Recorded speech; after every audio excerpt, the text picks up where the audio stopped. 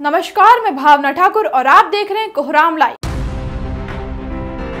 जहानाबाद से रजरप्पा जा रही एक बस पलट गई। इस हादसे में करीब 15 लोग बेतरह जख्मी हो गए। वहीं 20 साल के सिकंदर कुमार की जान चली गई। यह हादसा हजारीबाग के चौपारण के बेला मोड़ पिपड़ा कट के पास हुआ। बस चालक का अचानक बैलेंस बिगड़ गया। एक डिवाइडर से टकराकर बस का चक्का ब्लास्ट कर गया। बस के पलटते ही चीख पुकार मच गई। आसपास से जुटे लोग घायलों को पास के अस्पताल ले गए। जहानाबाद के मंटू प्रसाद ने एक पुरानी बस खरीदी थी, जिसकी पूजा कराने रिश्तेदारों और गाँव के लोगों के साथ रजरप्पा जा रहे थे।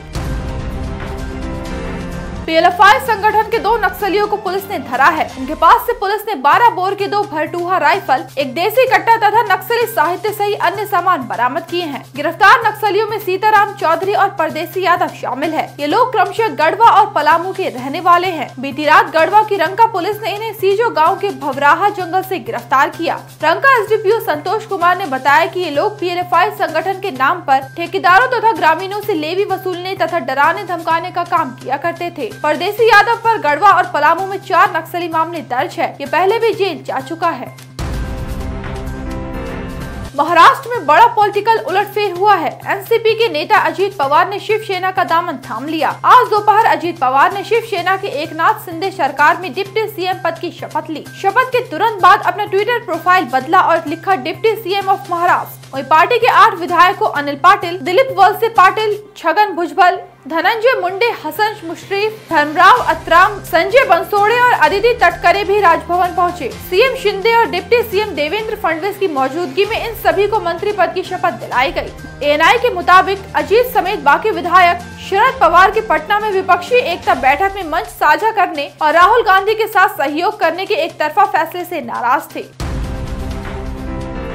कांग्रेसी नेता विकास यादव के घर में बीती देर रात फायरिंग की गई। अलग अलग 2 बाइक पर सवार 4 बदमाश रात 12:15 बजे के करीब विकास के घर पहुंचे। उनके घर के ऊपरी तल्ले को टारगेट कर फायरिंग की गई। गनीमत रही कि किसी तरह का नुकसान नहीं हुआ। करीब 3-4 राउंड फायरिंग की गई। विकास यादव का घर हजारीबाग के चौपारण थाना क्षेत्र के डोमाडाड़ी गाँव में है। वो कांग्रेस के प्रखंड अध्यक्ष है। घटना की खबर पाकर मौके पर पहुंची पुलिस घटना स्थल से 3 खोखे और 4 जिंदा गोलियां बरामद की है। फायरिंग किसने और क्यों की, इसका खुलासा भी नहीं हो पाया। वहीं विकास यादव का कहना है कि वे लगातार गैर कानूनी काम करने वालों के खिलाफ अपनी आवाज बुलंद करते रहे हैं, जिस कारण ये घटना हुई।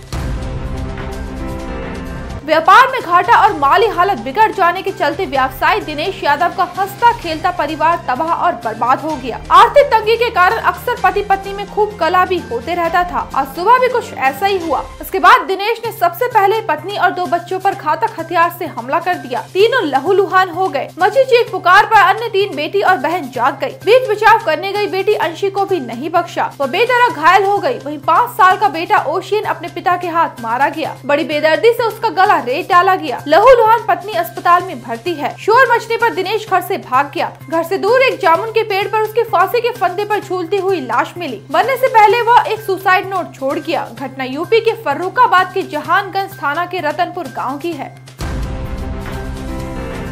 प्रिंसिपल की कुर्सी को लेकर चल रहे मनमुटाव के कारण प्राचार्य डॉक्टर नजरुद्दीन का किडनैप कर उनकी हत्या कर दी गई थी। बीते 8 जून को डॉक्टर नजरुद्दीन का भागलपुर से लौटते समय किडनैप कर लिया गया था। बाद में हत्या कर उनकी लाश को महगामा थाना क्षेत्र के जिया जोरी गाँव के नजदीक फेंक दिया गया था। मारे गए डॉक्टर नजरुद्दीन गोड्डा के बसंत राय इंटर कॉलेज के प्रिंसिपल थे। प्रिंसिपल की हत्या के बाद गोड्डा में खूब हाय तौबा भी मची थी। सबसे चौंकाने वाली बात ये निकली कि प्रिंसिपल डॉक्टर नजरुद्दीन का हत्यारा कोई और नहीं, उनके सगे ही निकले। हत्याकांड को अंजाम देने के इल्जाम में उनके बड़े भाई पूर्व प्रिंसिपल मोहम्मद रुस्तम, भतीजे शहबान और शाबिर को आज गिरफ्तार कर लिया गया। तीनों दिल्ली के गोविंदपुर में पकड़े गए। रांची के वरिष्ठ पत्रकार पूरन चंद्र अब नहीं रहे। बीते रात 11:30 बजे के करीब उनका आकस्मिक निधन हो गया। परिवार में उनकी पत्नी और इकलौती बेटी है। बेटी की शादी हो चुकी है। वे रांची के हरमू हाउसिंग कॉलोनी में रहते थे। दैनिक रांची एक्सप्रेस में रिपोर्टर से सफर कर संपादक तक बने। उनके कई शिष्य पत्रकारिता जगत से जुड़े हैं। उन्हें गुरु के निधन से गहरा आघात लगा है। इस बीच सीएम हेमंत सोरेन ने वरिष्ठ पत्रकार पूरन चंद्र जी के निधन पर गहरा शोक जताया है। उन्होंने कहा कि लंबे समय तक पत्रकारिता जीवन में सामाजिक सरोकार से वे सदैव जुड़े रहे। सीएम ने कहा कि ईश्वर से प्रार्थना करता हूं कि दिवंगत आत्मा को अपने श्री चरणों में जगह दे और परिजनों को इस दुख को सहन करने की शक्ति प्रदान करे। ऐसे ही दिन भर की बड़ी खबरों के लिए जुड़े रहिए कोहरामलाइव.com के साथ।